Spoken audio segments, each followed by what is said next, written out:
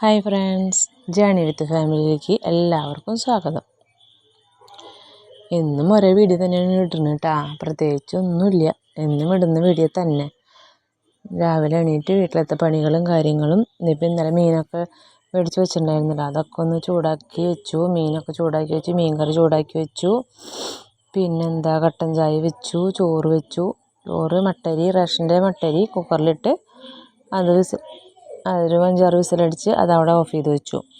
പിന്നെ green beans വെള്ളത്തിലിട്ടുണ്ടായിരുന്നു. അപ്പോൾ അത് എനിക്കിന്ന് ചോറ് കൊണ്ടുപോകണ്ട. എനിക്കിന്ന് ഉച്ചയ്ക്കാണ് കയറിയത്, ഞാൻ ഡ്യൂട്ടിക്ക്. അപ്പോൾ ചോറുണ്ട്. അപ്പോൾ അവർക്ക് ഗ്രീൻ ബീൻസിന് ഇത്തിരി കുറച്ചുണ്ടായിരുന്നുള്ളൂ, അത് ഇട്ട് അവർക്കുള്ളത് കറക്റ്റ് ഭാഗം. അങ്ങനെ ഗ്രീൻ ബീൻസ് വെച്ചു. ഗ്രീൻ ബീൻസ് എന്ത് ചെയ്താൽ ഗ്രീൻ ബീൻസ് വേവണില്ല. സാധാരണ വെള്ളത്തിലിട്ട് പെട്ടെന്ന് വേവണത്.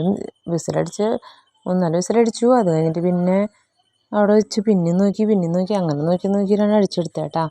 അത് കഴിഞ്ഞ് ഞാൻ കൂട്ടാനൊക്കെ കഴിച്ചിട്ടാ.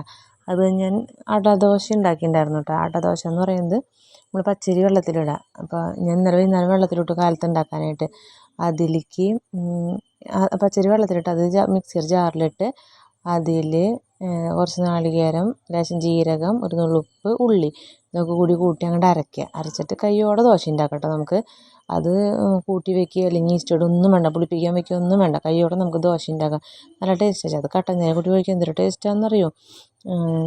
ചിലപ്പോൾ ചിക്കൻ മേടിക്കുന്ന ദിവസം അങ്ങനെ ചിക്കൻ കറി കൂട്ടി കഴിക്കാനുണ്ടാക്കും. ഒരു പത്തിരിയൊക്കെ കൂട്ട്. അങ്ങനെ ഞങ്ങൾ പിള്ളേർ അടദോശ എന്ന് പറയാം.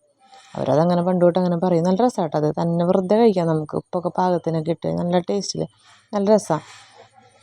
അത് കഴിഞ്ഞ് പണികളൊക്കെ കഴിഞ്ഞ് കുളിയൊക്കെ കഴിഞ്ഞ് തയ്ക്കാൻ കൊടുക്കാനായിട്ട് പോയി. അടുത്ത ഞായറാഴ്ച ഒരു കല്യാണം ഉണ്ട്, അപ്പോൾ അതിന് പോകാനുള്ള കാര്യം തയ്ക്കാനായിട്ട് പോയി.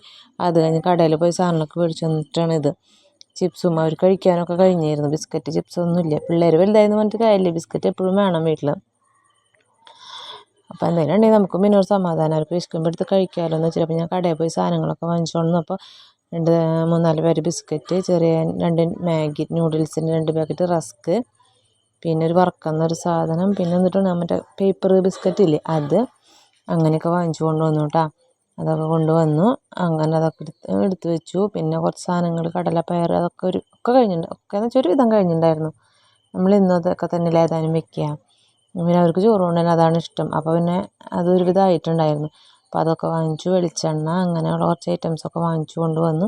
അങ്ങനെ അതൊക്കെ പൊട്ടിച്ചിടുമ്പോൾ നമ്മൾ ബീനേച്ചി വന്ന് കുറച്ച് നേരം വർത്താനൊക്കെ പറഞ്ഞ് അങ്ങനെ ഇരുന്നു. പിന്നെ ജോലിക്ക് പോകാൻ 12:45 പോയി. അത് കഴിഞ്ഞ് ഇതേ ജോലി കഴിഞ്ഞ് വന്ന് 8:30 ഊണ് കഴിച്ചത്. കാലത്ത് മേടിച്ച ബിസ്ക്കറ്റ് ഇല്ലേ അതെടുത്ത് കഴിക്കാൻ കേട്ടോ.